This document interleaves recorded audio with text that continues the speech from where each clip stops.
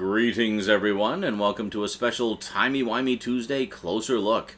Today we'll be checking out the snazzy Steelbook Blu-ray edition of story number 42 of the Doctor Who saga, the second last story of Season 5, Fury from the Deep. Yes, sadly no full episodes exist anymore in the BBC archives of Fury from the Deep, other than a few clips, one of which was returned from Australian censors.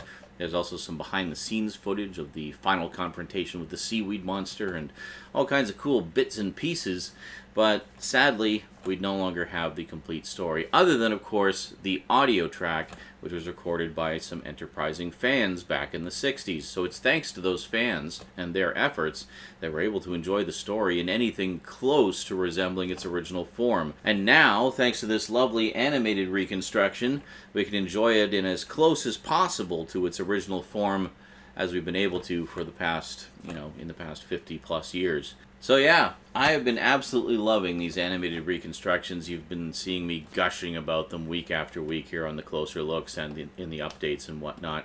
And I'm definitely going to keep collecting them as long as they keep making them. Alrighty, well let's not waste any more time. We got a lot of stuff to cover on this one, so let's get right to it. Doctor Who, Fury from the Deep, Steelbook Edition. Today on a Closer Look on the Multimedia Chronicles.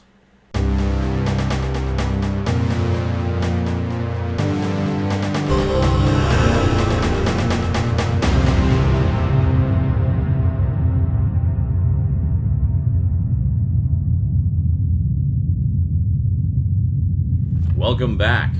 So, Doctor Who, Fury from the Deep is a good old-fashioned base under siege story in which a mysterious seaweed creature is infiltrating a gas refinery, and it has the power to absorb men's brains and turn them to its will, and yeah, it's good stuff. I love base under siege stories, and Doctor Who, especially the 60s era, did them really well because I love claustrophobic horror. So for me, that sort of formula works really well for claustrophobic horror. You're stuck in this spot with this creature stalking you, and yeah, it's good stuff. Anyway, over the past several decades, the only way you could enjoy the story of Fury from the Deep was, well, we've had the novelization for quite some time, of course. There is also an audiobook of that. In addition to that, of course, we do have the complete audio of all of the missing episodes, thanks to the efforts of enterprising fans back in the day. So the BBC did release a narrated CD of the original remastered audio track, which is pretty cool, and they released it a couple of times.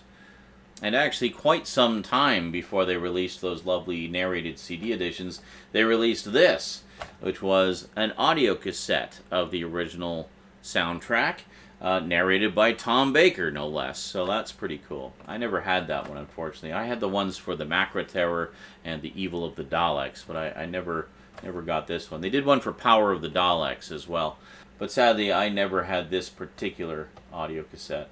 But yeah, it was pretty cool to have the other two because it was the only way you could experience those adventures at the time. I mean, I think Doctor Who magazine had released the Telesnap recordings of a lot of the missing episodes, and then of course around the same time, this is like the early 90s, like 92, 93, they put out these audio cassettes of some of the missing stories with the narration.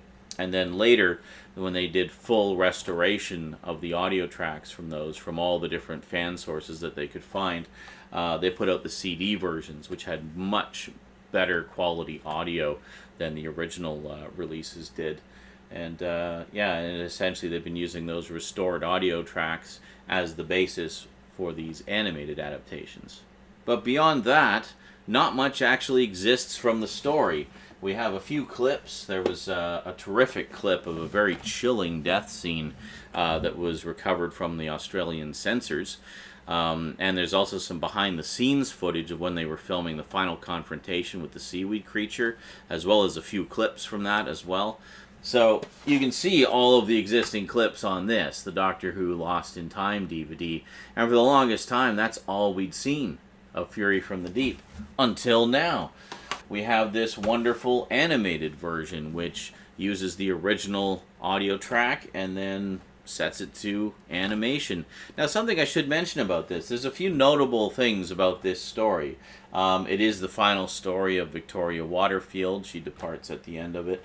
But also, it's the debut of the original sonic screwdriver, which was actually a penlight. However, when they filmed the scene in which the Doctor was to use the sonic screwdriver originally, the prop had been left behind, or misplaced, or lost, or something. So Patrick Troughton, being ever enterprising and resourceful, they were wearing life jackets at the time with a little whistle on them. He just took one of the whistles off the life jacket and used that as the sonic screwdriver. But it was supposed to be this. It was supposed to be a penlight, much like this. And in the sonic screwdriver's later appearance in the War Games, that's what they used, was a penlight like this, as it was originally intended to be. Now, that said, in the animated version, they have corrected that and turned it into the penlight, as it should have been. Some fans were a little miffed about that and felt it was historically inaccurate because in the original televised version he used the whistle.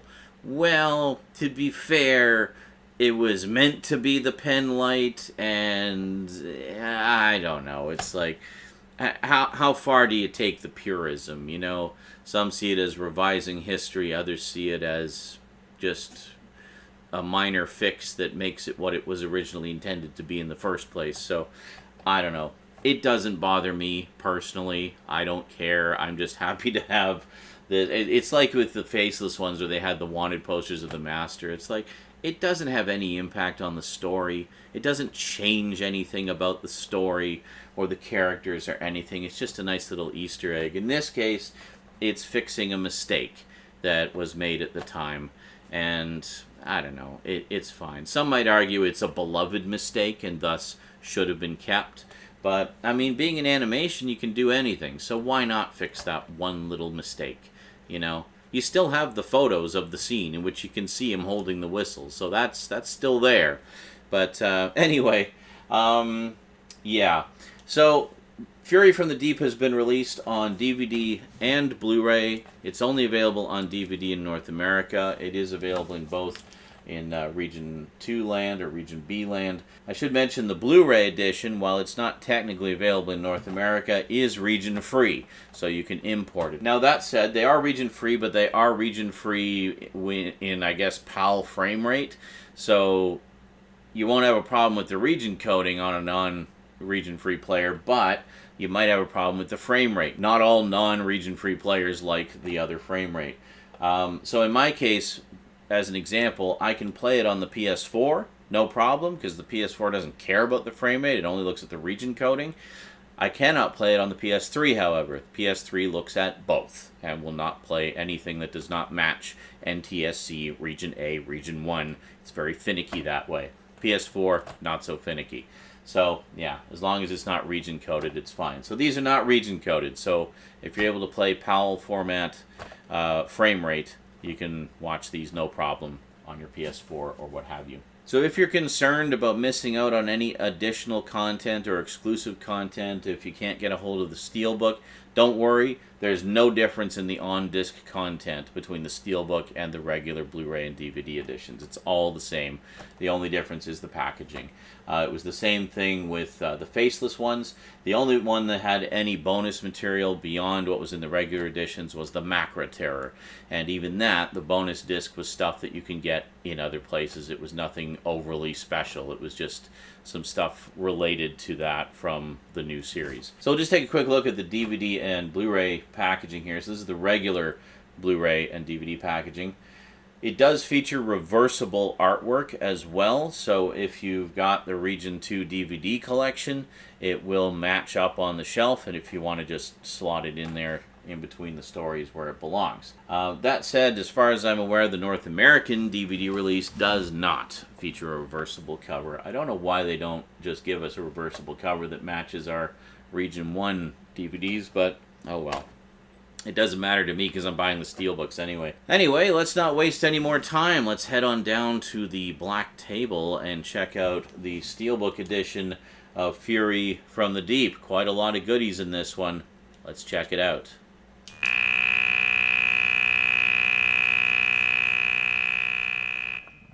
Doctor Who. Fury from the Deep. Steelbook edition. Yeah, very, very nice edition. I almost missed out on this. I was really glad that I managed to get my hands on it. Because, as you know, I've been absolutely loving these steelbooks of the animated reconstructions. So, kind of want to keep that collection going. Some of you have been asking me, hey, Sean, when they inevitably do season sets of these, are you going to double dip and get the season sets? Well, yes, because, of course, the season sets would also include the not incomplete stories, not just the animated ones, but the non-animated ones as well, the original ones. So, yeah, I'll absolutely get those. Plus, I mean, there'll be even more extras. So, just give me a second here. Let's move that. And nice wraparound cover. Look at that. So, as part of the promotional material that the BBC released for this, they did put out a scan of the full artwork of the back. Let's just take a quick peek at that. Yeah, there you go. Very, very nice. Also notable in that it's the first one so far that features the TARDIS crew in any kind of capacity. Of course, we see them from the back, but still very nice indeed. So then inside here we, of course, have, once again, 3 discs. We've got, so disc 1 this time has the black and white. Disc 2 has the color. And disc 3 is all extras. Oh, yeah. And then let's just pop the discs out. There is a little bit of artwork underneath once again. Oh, look who it is. The always charming Mr. Oak and Mr. Quill. Yes.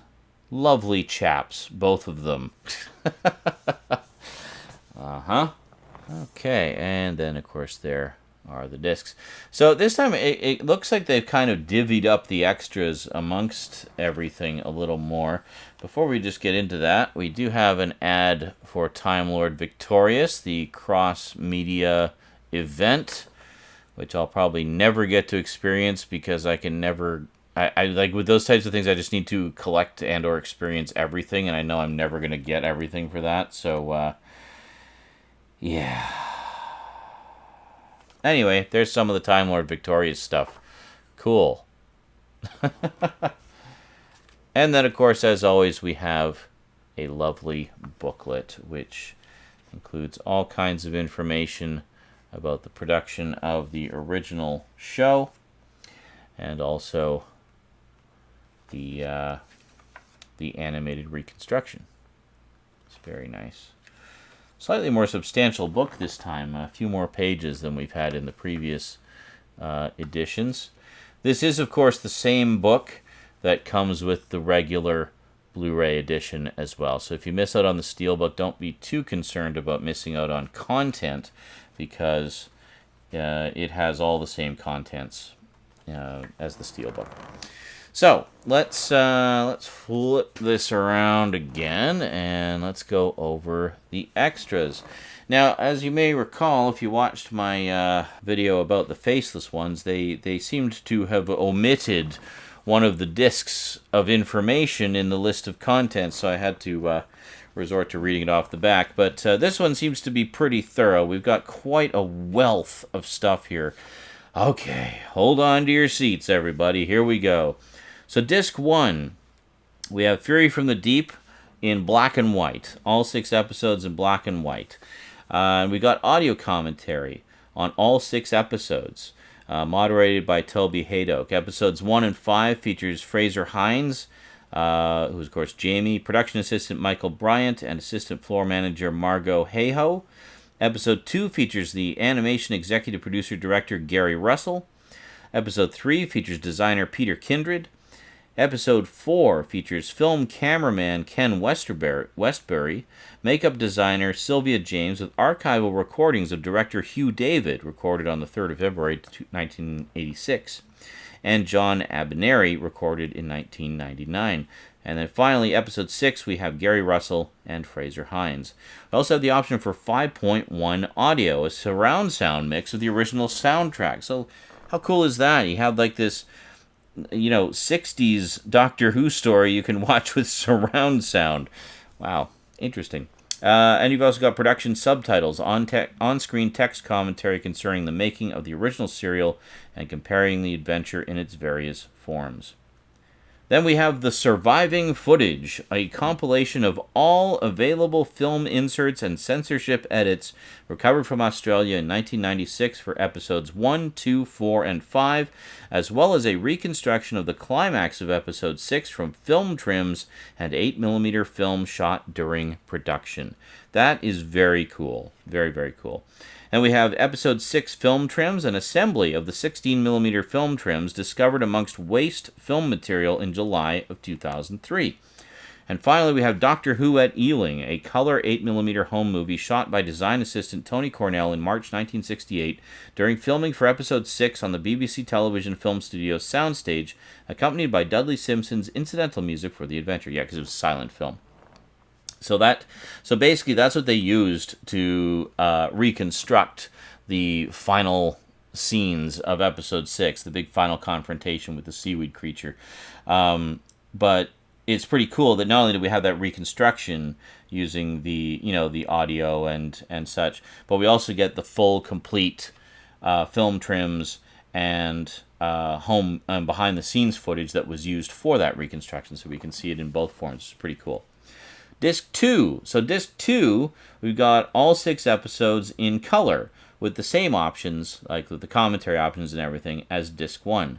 But some additional extras. We have Animating Fury from the Deep, a look at the work behind the new recreation of the missing serial, talking to executive producer-director Gary Russell, producer-director Luke Marcatilli, line producer Chloe Grech, thaumaturgy productions coordinator Adam Boys, and Digitoon's animation supervisor Suvik Nandi.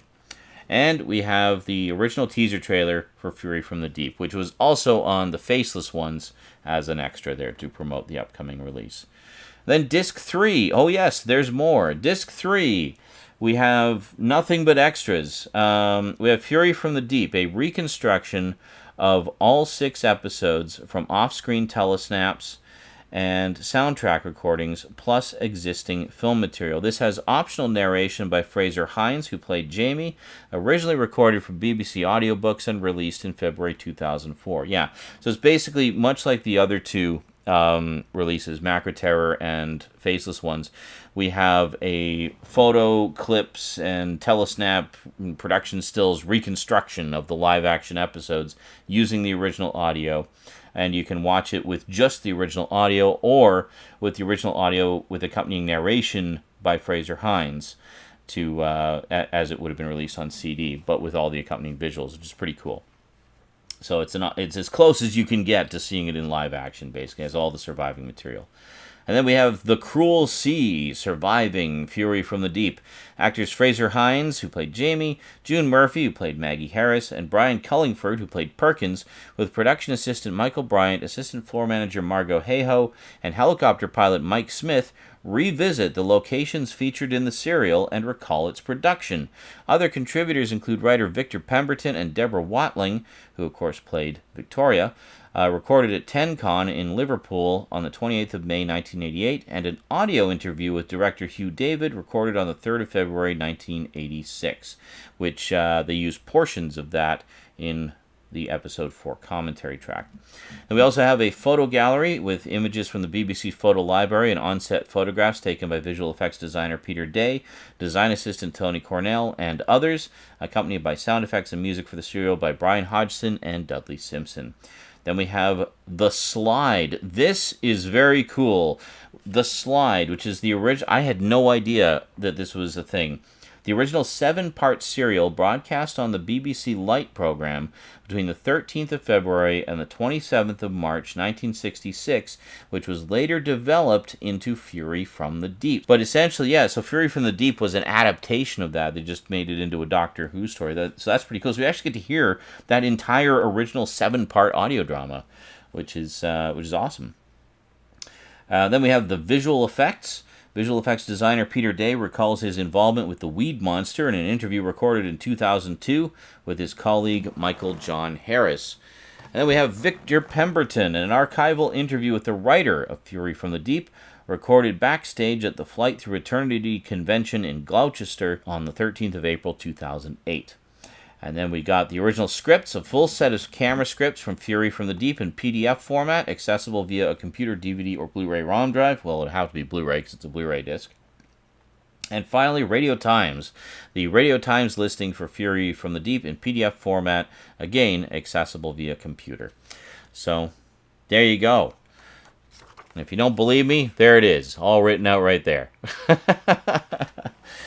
That is quite the deluxe package. Holy moly, that is just a ridiculous amount of stuff on there, and couldn't be more pleased. I mean, that's a lot of. I mean, what other shows get this level of love for a single story arc? You know, and we have how many different ways you can watch it: animated in color, animated in black and white, telesnap photo and clip reconstructions with original audio or with narrated audio, and we have the original audio drama from which the story was adapted. Like 5 different versions of the story. Like, that's just madness, and I love it.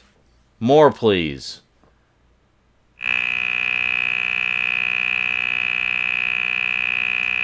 And there you go. Yes, you think the sonic screwdriver started like this and evolved into this monstrosity over time. Yeah. And I guess the early ones, or the later ones that were sort of proper sonic screwdrivers like this,